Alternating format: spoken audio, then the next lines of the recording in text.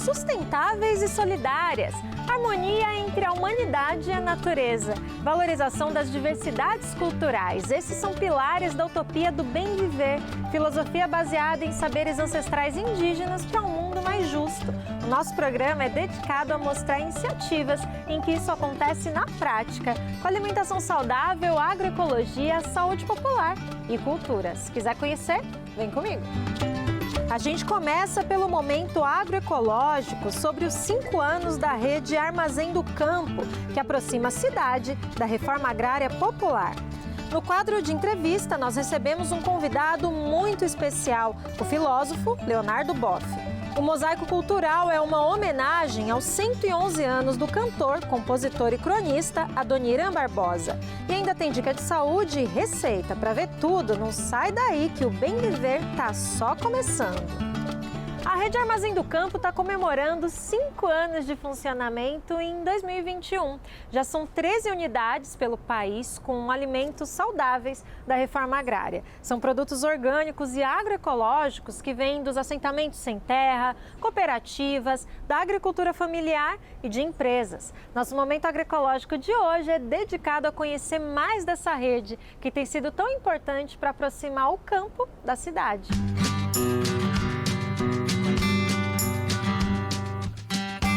Tudo começa no campo. Agricultores produzem nos assentamentos e acampamentos da reforma agrária alimentos saudáveis e sem veneno. Eles são distribuídos para toda a rede Armazém do Campo, espaço de comercialização do Movimento dos Trabalhadores Rurais Sem Terra, o MST, que está em todo o Brasil, unindo o campo e a cidade por meio da agroecologia e da alimentação saudável. O que diferencia o armazém enquanto rede de qualquer outra experiência é o fato de que o ponto de partida do armazém é o fortalecimento da agricultura camponesa, né? Ele é uma expressão do movimento sem terra no diálogo com o mundo urbano a partir da comercialização. A rede completa 5 anos em 2021. O ponto de partida foi em São Paulo, mas hoje esta proposta está em 13 estados. Além de produtos saudáveis, o armazém também é um espaço de entretenimento e conhecimento. Mas a nossa cultura é muito baseada naquilo que tem a ver com o campo também, né? Você, por exemplo, já não trabalha muito com a indústria cultural, né? Tem a cultura ali, raiz própria, né? Para fazer esse resgate da história dos povos. O projeto costura uma rede de confiança entre produtores e consumidores, baseada no preço justo e no cooperativismo. O Armazém do Campo veio para abrir novos canais de comercialização, para a gente poder explorar a nossa produção. São lojas e formas de venda mais confiáveis, que tem uma filosofia na mesma linha que a nossa. Eu, quando venho consumir no armazém, eu me sinto fazendo um movimento não só de consumo para a minha família, não é uma coisa pessoal, é também um movimento político. Mas aí veio a pandemia e o Armazém do Campo, que além de comida saudável, também oferece cultura e entretenimento, precisou atuar em uma nova frente, a solidariedade. Em todas as unidades foram doadas toneladas de alimentos vindos da reforma agrária e transformados em refeições nas marmitas solidárias. O futuro do armazém passa por essa invenção ou por essa valorização da solidariedade, né? Que é uma coisa que nos últimos 2 anos tem sido pautada como uma necessidade do armazém. Agora, a rede aumenta a conexão com o público por meio da internet.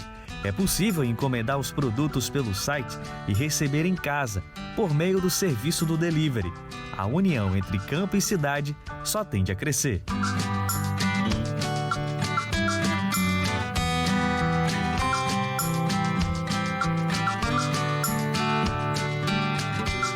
Que ideia genial, né? Comemorar esse marco com solidariedade, que tem tudo a ver com os princípios da agroecologia que o Armazém do Campo promove. Então a gente tem muito orgulho de ver isso dando tão certo.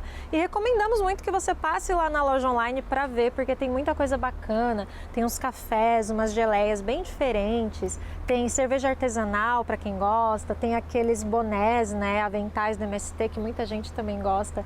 Então passa lá para conferir. A loja é armazendocampo.shop. Agora, sabe a cerveja artesanal que você vai comprar lá no Armazém do Campo? Vai cair muito bem com essa receita que você vai ver agora no quadro Comida de Verdade.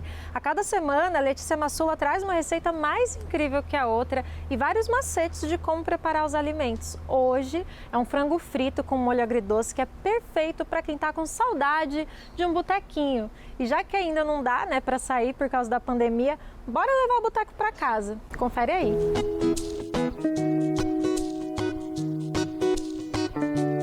Oi pessoal, hoje eu quero ensinar essa versão asiática do frango a passarinho para acompanhar um molhinho agridoce que é uma delícia e que você pode comer com outras friturinhas. Olha que receita legal! Para a receita de hoje você vai precisar de frango.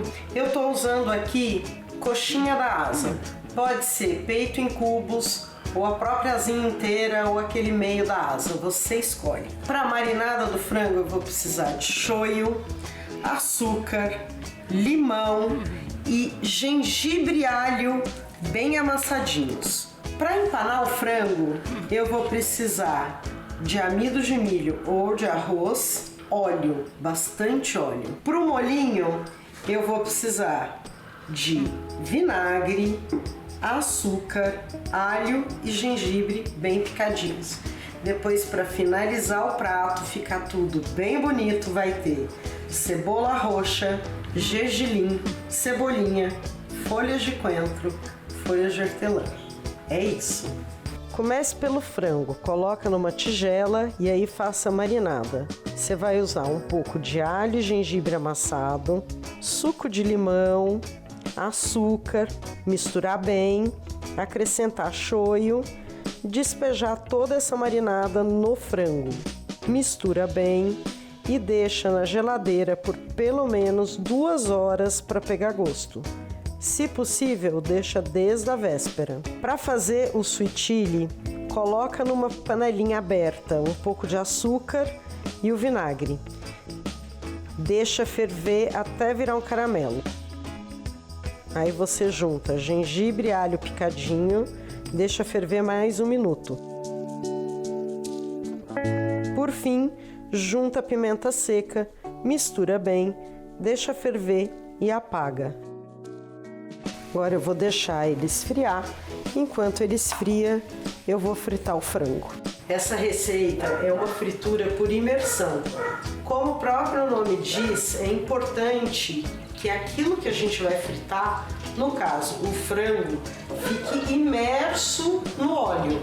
Por isso que se chama uma fritura por imersão. Fritando assim, com bastante óleo e deixando o frango imerso no óleo, é uma garantia que a nossa fritura vai ficar bem sequinha, bem crocante. Quando a gente frita com pouca gordura, a tendência é o frango, ou seja o que for, na fritura vai chupar o óleo e vai ficar encharcado.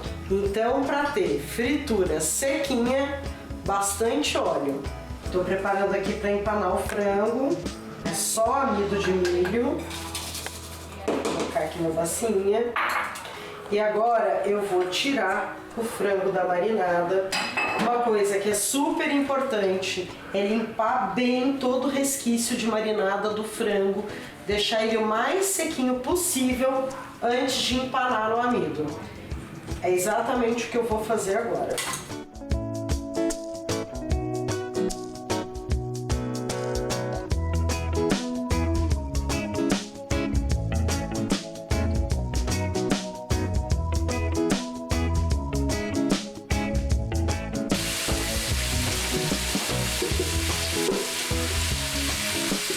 Quando a gente vai fritar carnes, principalmente frango, porco, são carnes que precisam cozinhar até o fim, que a gente não pode servir mal passada, é importante ir controlando a temperatura do óleo.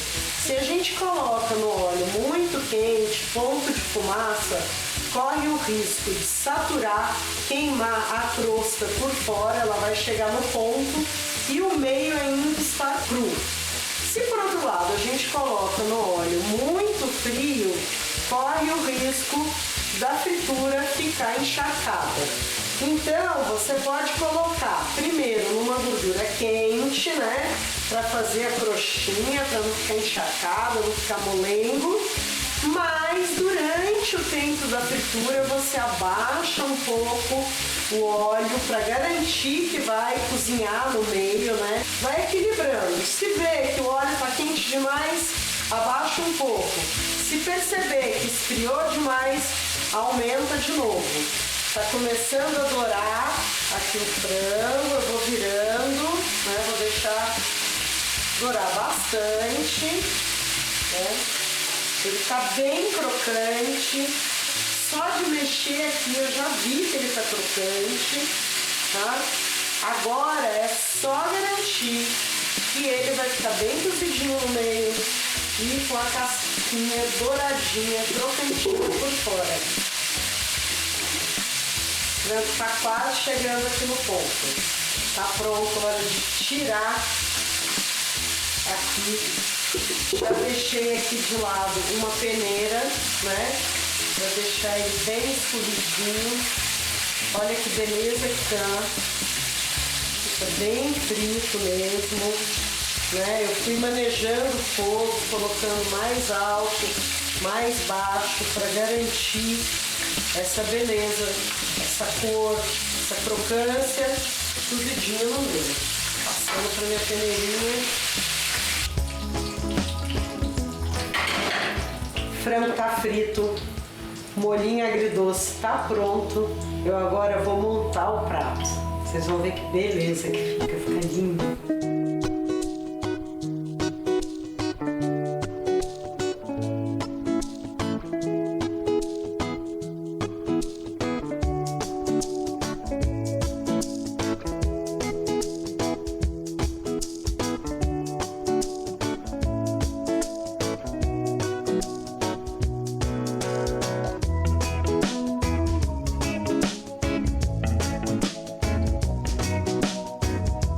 Agora, só pensa nesse franguinho crocante, com molho e uma serva bem gelada para acompanhar.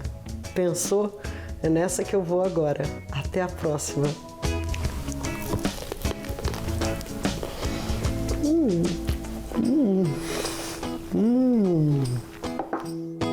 A gente sabe que fritura não é coisa pra gente ficar exagerando muito, mas de vez em quando, por que não, né? Sente prazer, também é saudável, então a gente deixa essa sugestão de uma friturinha para te deixar feliz, desde que com equilíbrio, né? Claro. Obrigada, Letícia, por mais esse carinho.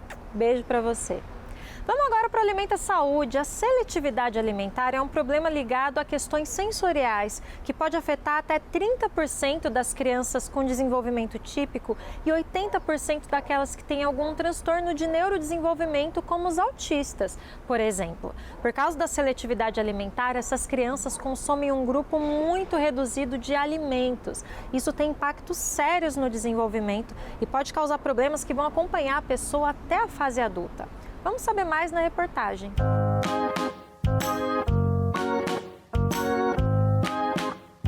A gente pensa logo que o filho da gente é de outro planeta, porque a gente imagina, meu Deus, como é que pode a criança não gostar de comer é tão bom. Zwingli é enfermeira, mãe de Bruna e até pouco tempo atrás enfrentava um problema cotidiano dentro de casa: a seletividade alimentar da filha. Mais do que uma simples preferência por certas comidas, estamos falando de uma rejeição total de grupos de alimentos. Tudo que ela comia, ela botava para fora, e do nojo, principalmente, porque ela tinha muito nojo até de tocar no alimento. Era uma coisa assim muito tensa mesmo.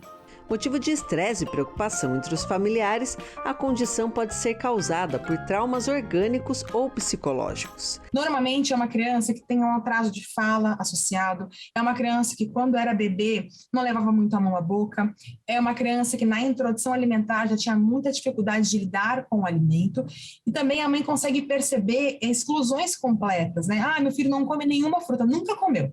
Ah, meu filho não come nenhuma proteína, tem uma dificuldade específica com tal alimento.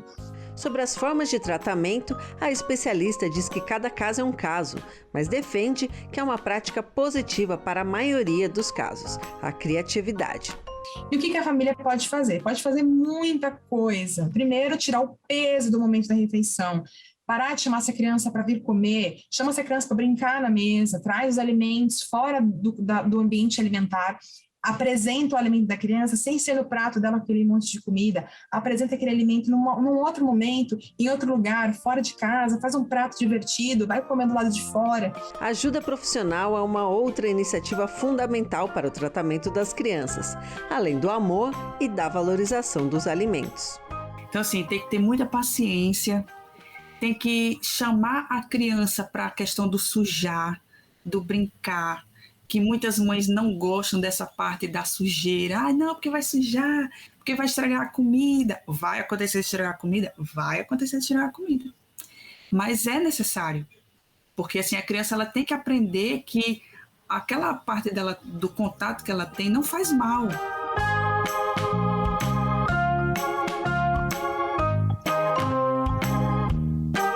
Importante, né, a gente poder quebrar esses estereótipos, que não se trata de frescura e sim de um sofrimento real, e principalmente pensando no caso das pessoas neurodivergentes, né, que são os autistas, eles podem chegar na fase adulta com essa seletividade alimentar, e o que mais acontece são julgamentos, eles são constrangidos, até forçados a comer, e isso causa uma série de danos psicológicos. Então, que bom a gente poder compreender mais desse assunto para agir de um jeito mais inteligente e gentil também.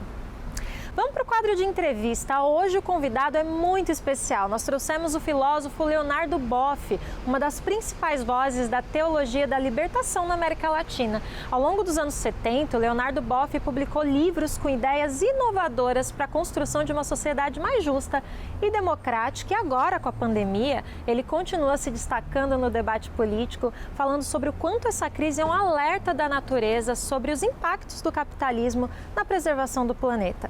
Ele também explica de um jeito bastante didático o que é a filosofia do bem viver, que dá nome ao nosso programa. É imperdível.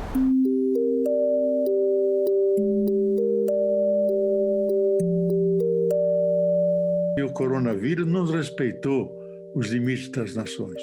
Mostrou que existe uma casa comum, a Terra, a humanidade, só ela foi agredida e exigiu solidariedade a todos. O dia que nós descobrirmos que temos uma única casa comum, com a natureza incluída, e dentro dessa casa comum, as várias culturas, tradições, etc., mas juntos, então o bem viver será a grande proposta para toda a humanidade.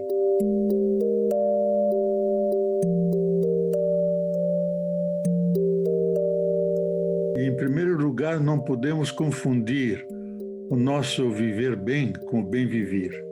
Porque o nosso viver bem implica que muitos vivam mal. O bem viver, que começa do sul do continente, lá com os quichuas, vai até lá em cima no Equador. Não é um modo alternativo de produção, como muitos entendem, não é. É uma nova cosmovisão. É uma nova visão de toda a realidade.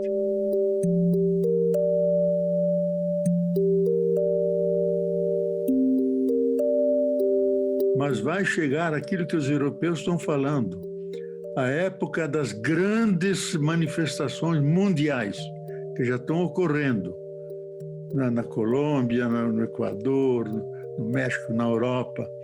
Nós não chegamos a isso. Então, a pressão das ruas vão tirar qualquer legitimidade àquele que é o inimigo da vida. Nós conhecemos o nome dele, ele é inimigo da vida. Ele tem características que a Bíblia atribui ao anticristo. Ele usa Deus e Jesus para matar, para assassinar, e ele é o inimigo da vida.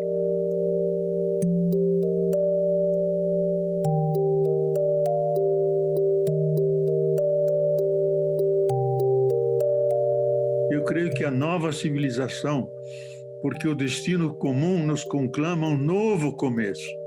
Novo começo. E os valores desse novo começo será exatamente isso. Será a bondade fundamental do ser humano, a sua solidariedade, a sua generosidade, o cuidado de uns com os outros e o cuidado com a natureza. Isso que nos vai salvar, porque os mantras do capitalismo, que era pôr no centro o lucro, o individualismo, a acumulação à custa da natureza, esses mantras nos teriam perdido. O que nos está salvando são aqueles valores que não estavam presentes no capitalismo, mas estão presentes no coração humano. O mais difícil de sustentarmos é a esperança, porque todos estamos cansados de ver essas listas macabras diárias de milhares de mortes por dia. Mas contra isso nós temos que lutar, manter a chama viva dentro de nós, para que as trevas que estão ocupando o nosso país não apaguem essa chama sagrada que está em nós. Queria aqui dar a minha saudação no programa Bem Viver, trazendo um tema que é muito importante para nós, é muito importante para a sociedade brasileira, nesse momento em que milhares de brasileiros e brasileiras passam fome, que é o tema da agricultura urbana, da agroecologia construindo a agricultura urbana nas nossas cidades. Então, que a gente possa se mobilizar, as organizações, os movimentos sociais, os movimentos sindicais, se mobilizar e discutir com as câmaras de vereadores, com as prefeituras dos nossos municípios, a ocupação dos espaços urbanos, muitas vezes abandonados pelas prefeituras, e dar utilidade a esses espaços com a produção de alimentos de base agroecológica. Certamente, ocupando esses espaços e produzindo alimentos saudáveis, nós vamos construindo cidades mais sustentáveis e fortalecendo a agroecologia. Valeu, Alexandre. Aqui no Bem Viver a gente sempre dá muitos exemplos, né, de agricultura urbana que é possível sim implantar desde que tenha interesse público, né? Então, financiamento, ceder e preparar os espaços adequados, essa é uma solução para alimentação saudável e combate à fome também, né? Então, a gente apoia muito esse trabalho aí do Centro Sabiá. Deixamos um super abraço para todos por aí. Vamos falar de vacinação, nunca é demais, né? Ainda mais levando em consideração que, infelizmente, depois de mais de um ano de pandemia, a gente continua enfrentando fake news e resistência à vacina. E uma das questões que aparecem muito nessa resistência são os efeitos adversos. Tem muita gente com medo, né, do que pode acontecer e até evitando tomar a vacina por causa disso. Bom, notícia falsa se combate com informação correta. Então vamos para a nossa dica de saúde saber mais sobre como funciona a vacina e a amplitude dos efeitos colaterais que podem surgir.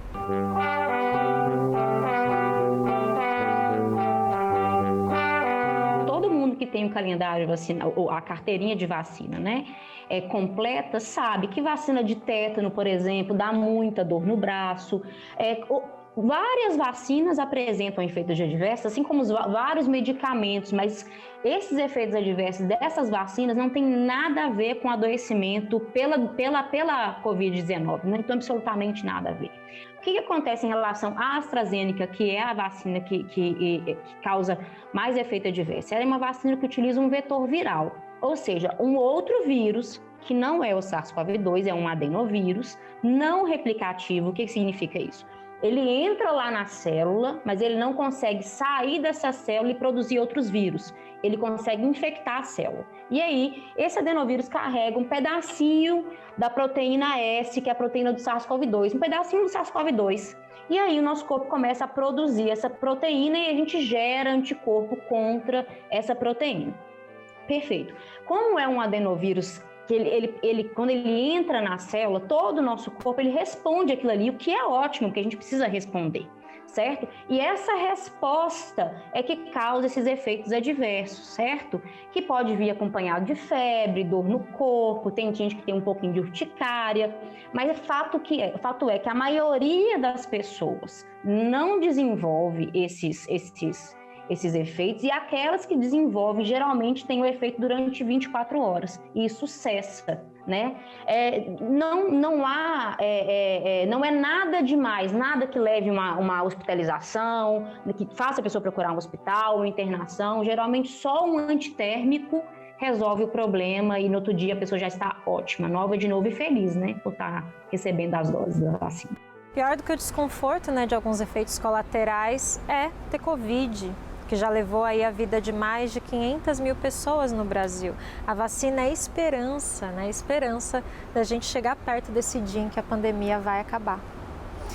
Em agosto, no dia 6, o cantor e compositor Adoniran Barbosa completaria 111 anos. Suas canções clássicas, como Saudosa Maloca, Despejo na Favela, Trem das 11, eram verdadeiras crônicas sobre desigualdade, especulação imobiliária e moradia precária. Adoniran morreu em 1982, em São Paulo, aos 72 anos de idade, mas os problemas que ele trouxe de forma brilhante em suas canções, infelizmente, continuam talvez ainda mais fortes. Vamos para o Mosaico Cultural saber mais dessas histórias e homenagear esse grande gênio da nossa cultura. Vai. Uma cidade onde o crescimento vem acompanhado de desigualdade e de violência contra os mais pobres. Essa é a São Paulo retratada nos sambas de Adoniran Barbosa. O Adoniran ele nasceu no interior, nasceu na cidade de Valinhos, e ele ele passa por Jundiaí antes de chegar em São Paulo, mais ou menos em 1924. Quando Adoniran chega aqui em São Paulo, então ele encontra uma cidade em plena ebulição, nesses primeiros anos e primeiras décadas do século XX. São Paulo experimenta índices de crescimento e de desenvolvimento até então jamais encontrados em outra cidade aqui no Brasil. Foi aqui, seu moço, que eu, Mato Grosso e o Joca construímos. Eu acho que tudo isso da moradia está muito ligado à questão do progresso e da evolução com que a cidade foi virando essa megalópole de uma maneira desenfreada e pouco planejada e que vai deixando os mais pobres à margem, né? Que hoje a gente tem esse nome muito definido, muito claro de especulação imobiliária. Acho que na época ele já cantava isso sem ter essa definição, essa nomenclatura. Eu acho que o progresso, ou como a Adoniran diria, o progresso, né? É um fator determinante no olhar dele como cronista. Essa moça simpática é a Rubinata, animação que presta homenagem a Adoniran. Para o criador da personagem, o compositor tinha um olhar cinematográfico. As músicas dele são visuais, por isso que eu digo que elas parecem roteiros mesmo, porque ele escreve com as imagens, a imagem da cidade. Quando você escuta as músicas dele, você vê o carro que atropelou a Iracema, você vê o Papai Noel que não passou na chaminé. Eles são cheios de imagens. Então, e também ele faz dividido em cenas. Ele conta, se a gente pegar cada música dele, dá para virar um curta-metragem, assim, porque ela já tá tudo ali roteirizado. Nesses pequenos filmes em forma de música, Adoniran misturou crítica social, humor, amor, poesia e uma pitada de tristeza. Ele é um cara que gostava da cidade provinciana e que nunca se adaptou a esse progresso, que nunca conseguiu mais se enxergar dentro dessa cidade tão voraz, onde os espaços deixaram de ser públicos e comunitários para as pessoas se encontrarem, namorarem, conversarem. A cidade deixa um pouco de ser humana e vira uma cidade muito mais funcional, muito mais corrida, e isso foi muito sentido para ele. Favela e contra seu desejo entregou para seu Narciso um aviso, uma ordem de despejo assinada seu doutor.